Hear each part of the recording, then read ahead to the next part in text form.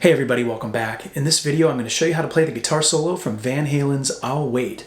Now unlike most Van Halen songs where the guitar is tuned down 1/2 step, for this song you're going to keep it in standard tuning, which you always do when there's a Van Halen song that has keyboards as sort of the main focal instrument. Now before we get started, I also want to mention that there are several sections of this solo that I've seen people play and teach many different ways. So I'm going to show you a couple different ways of playing some of the sections, and I want to spend a little bit of extra time on the final section where I do that whammy bar movement up the neck, because a lot of times people will try to do that with a natural harmonic, and it's actually almost impossible to do with the harmonic, and I'll explain why, and I'll also explain why I don't play it with the harmonic, and I don't think Eddie did either.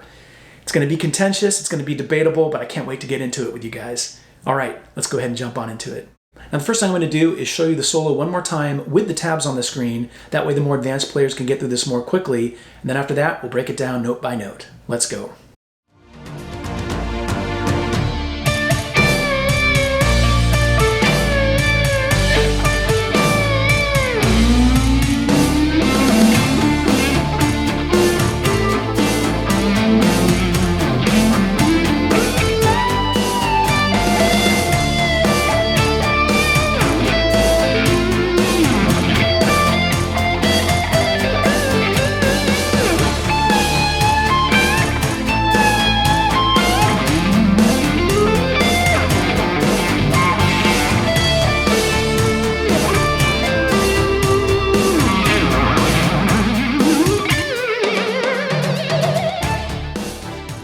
All right, the tabs for section 1 are on the screen right now. I'll walk you through that in just a minute. But first I want to talk about the tone here.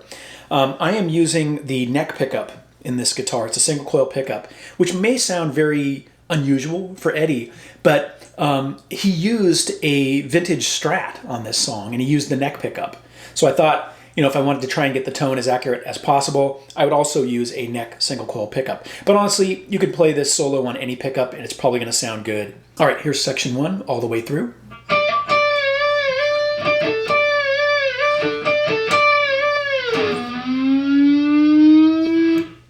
All right, we're going to break it up into 3 boxes, and in the first one we do this. So we're basically playing the 7th fret harmonic on the G string. You're going to hit it twice, and on the second time you're going to do 2 whammy bar dips down. Okay, you're dipping the whammy bar down roughly 1 step, like taking the note from D to C. Okay. Then in the second box we play this. So here we've got 7th fret harmonics. The first one's on the G string, second on the D string, and third on the G string. And then after that, you're going to do whammy bar dips again. And this time, the first dip is about 1 step down, the second 1.5. Just go with what feels right. Then the third and final box.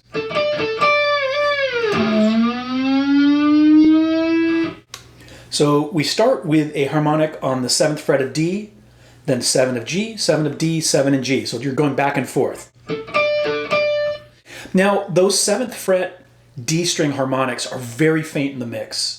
Oftentimes people will miss that, especially the first one. It's very, very faint, and it's like Eddie just lightly touched that harmonic. Now, after you've played the 4th harmonic,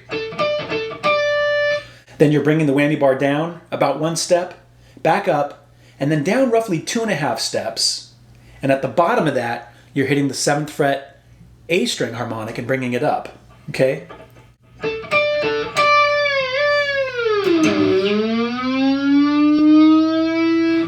It's a very slow release from that whammy bar dip, the second one.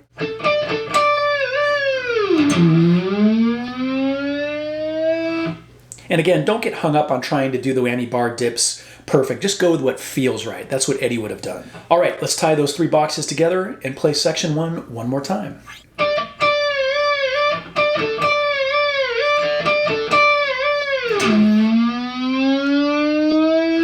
All right, let's move on to section 2. Okay, here's section 2 at normal and then slow speed.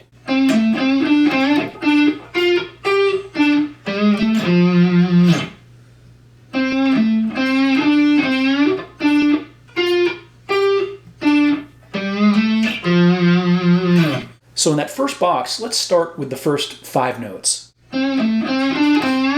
Slowly.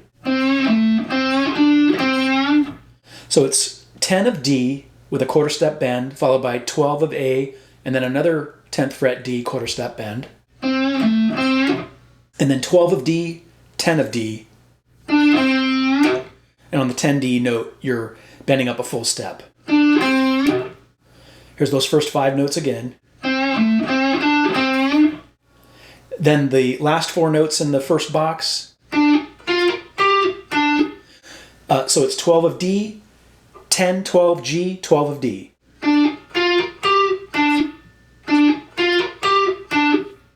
Let's play the entire first box now.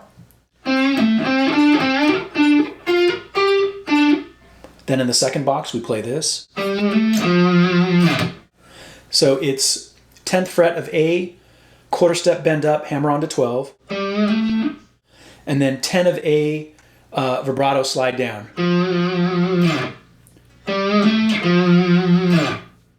Let's tie those 2 boxes together and play section 2 slowly and then at normal speed.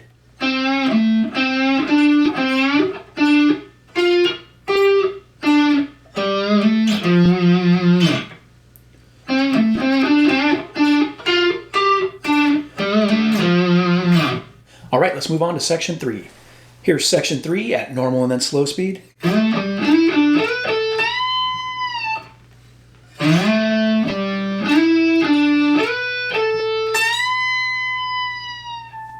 So in the first box, we're going to play this.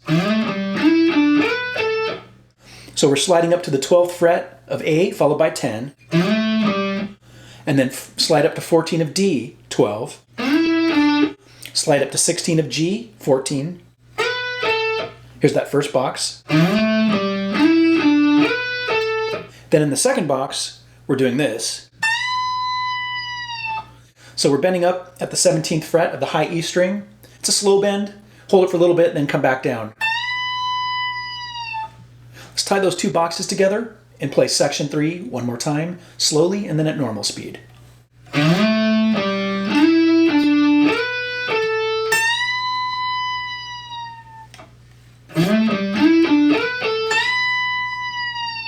All right, let's move on to section 4. Here's section 4 at normal and then slow speed.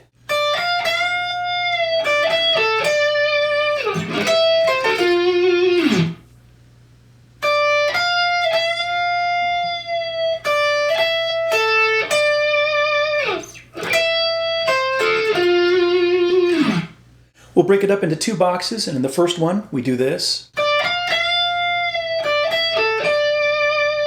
So let's focus on those first 3 notes.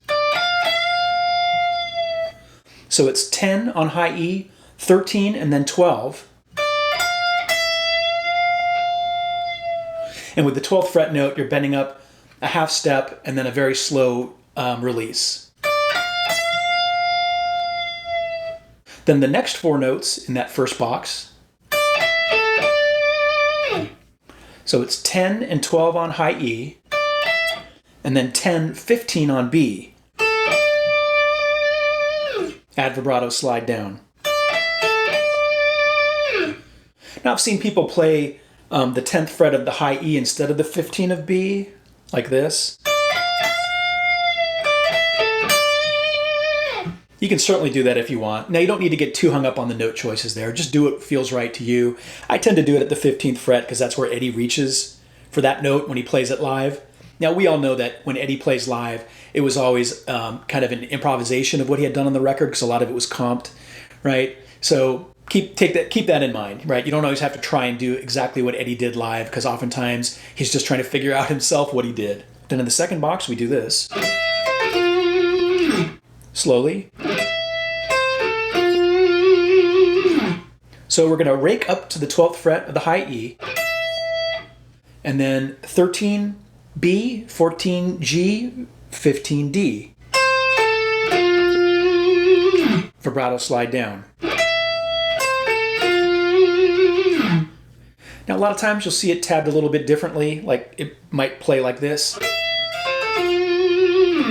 It's fine if you want to figure out a different way to do the fingering, but again, watching Eddie live, this is what he does.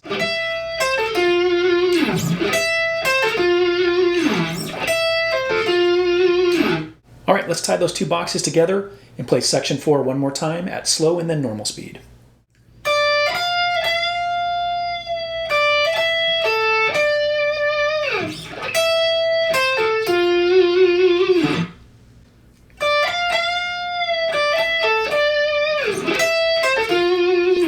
All right, let's move on to section 5. Here's section 5 at normal and then slow speed.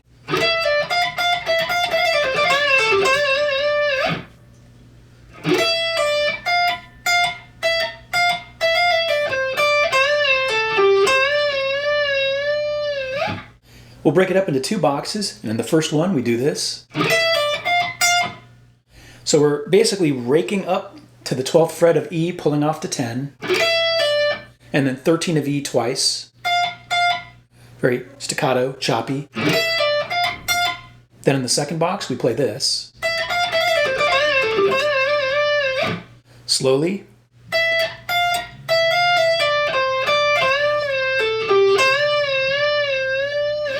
All right, so the first 6 notes in the second box go like this.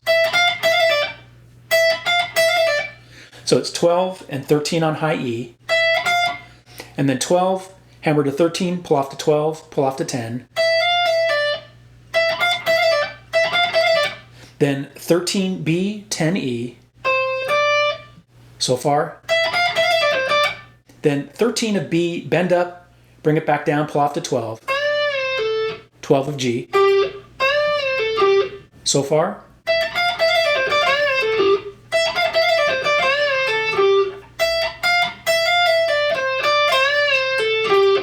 And then finally at the end. So we're bending up on the 13th fret of the B string. Bring it down halfway, back up, back down halfway, back up. And then sliding up. Here's that second box again, slowly.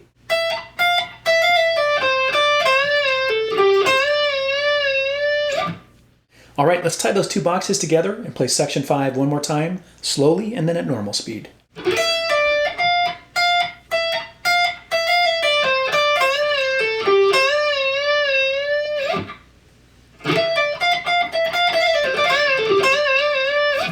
All right, let's move on to section 6. Here's section 6 at normal and then slow speed.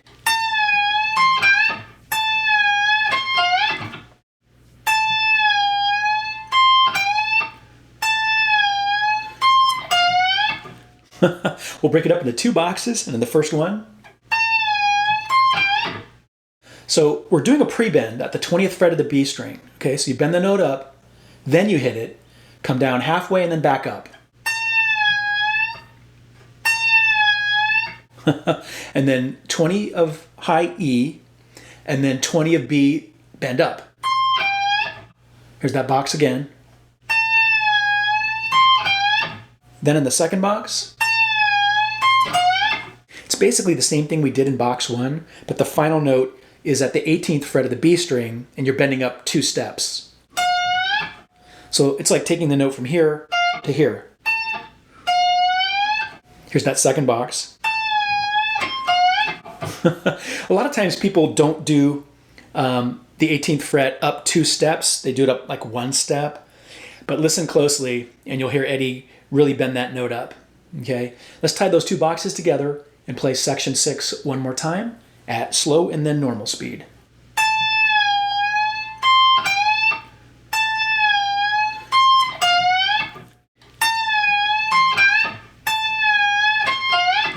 All right, let's move on to section 7. Here's section 7 at normal and then slow speed.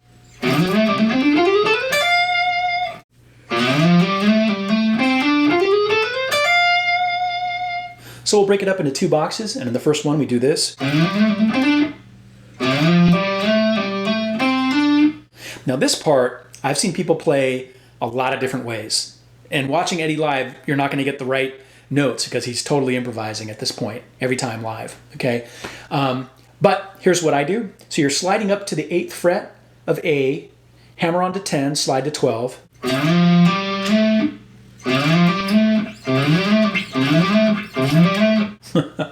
And then you pull off to 10, hammer on to 12. And then 10 of D, hammer on to 12. Here it is slowly.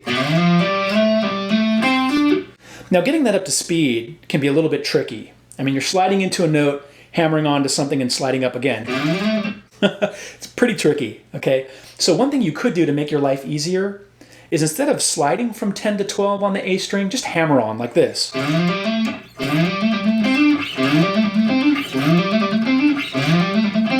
Okay? Most people won't know the difference if you do it either way. But when I listen to the recording and I slow it down, it sounds like Eddie slid from 10 to 12.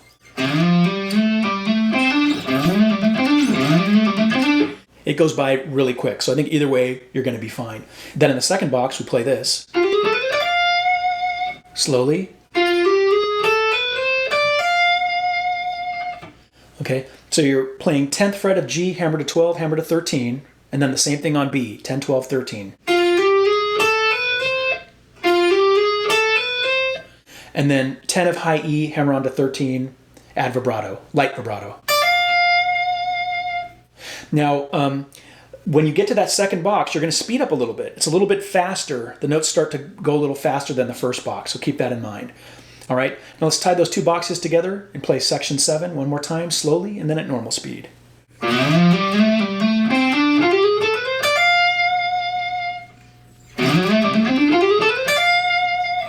All right, let's move on to section 8. Here's section 8 at normal and then slow speed.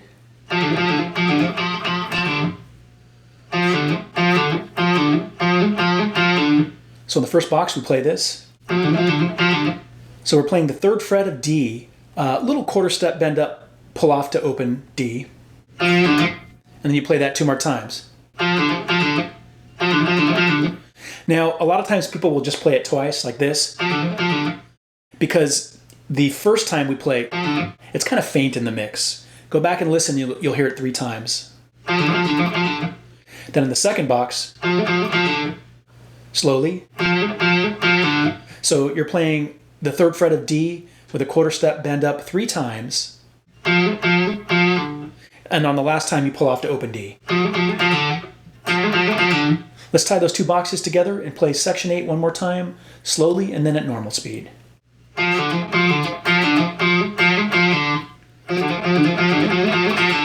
All right, let's move on to section 9. All right, here's section 9 at normal and then slow speed.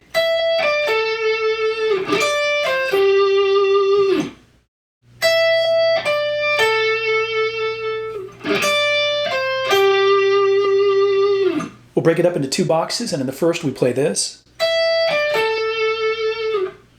So it's 12 on high E, 15 on B, 14 on G. You add vibrato to the last note. Now a lot of times you'll see people transpose it down to this position here and play 12 on E, 10 on E, and then 10 on B like this.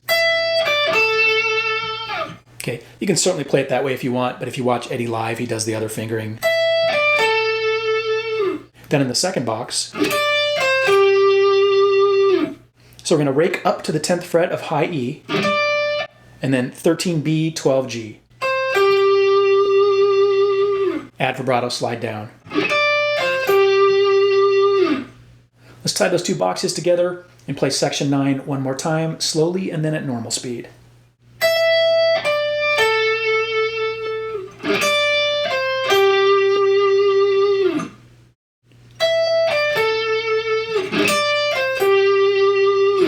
All right, let's move on to section 10, the final section. Okay, here's section 10, the final section. And as I said at the beginning of the video, this is the part that people really struggle with, okay? And they make some assumptions about what Eddie did.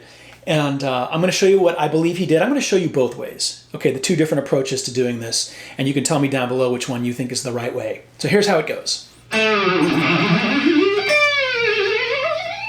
Okay, so in the first box, we play this.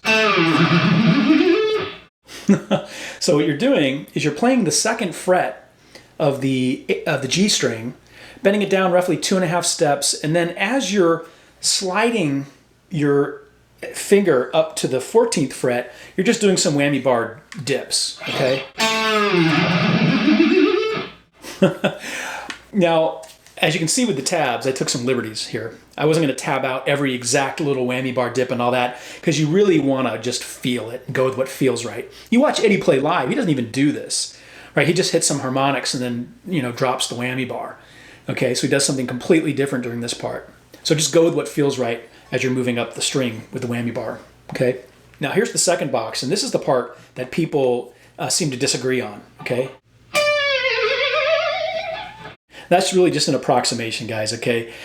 What you want to do is start at the 15th fret of the B string, hit that note, go down about roughly 2.5 steps, and then again, slide up the fingerboard till you get to the 20th fret of the B and do some wild whammy bar shakes as you go along the way. Okay.